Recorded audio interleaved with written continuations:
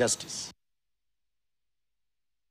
Haya kijiri, waziri mwandamizi ambaye pia ni waziri wa masuala ya kigeni Musalia Mudavadi alikutana na kufanya mkutano wa ngazi ya juu na waziri wa mambo ya nje wa Marekani, Senator Marco Rubio huko Washington DC.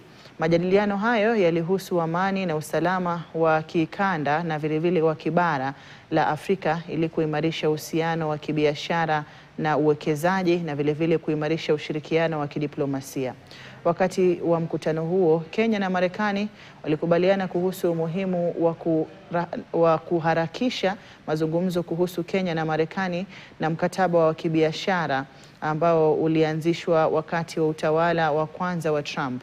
Mudavadi pia alielezea Marekani kuhusu mipango ya amani inayoongozwa na Jumuiya ya Afrika Mashariki EAC na Jumuiya ya Maendeleo ya Kusini mwa Afrika SADC, ikiwa ni pamoja na uteuzi wa marais watano wa zamani kuongoza mchakato wa amani katika Jamhuri ya Demokrasia ya Kongo DRC.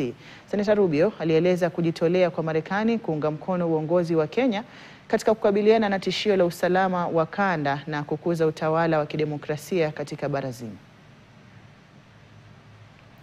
Naam, tukizamia mengineyo, kinara wa chama cha ODM Raila Odinga amekashifiwa vikali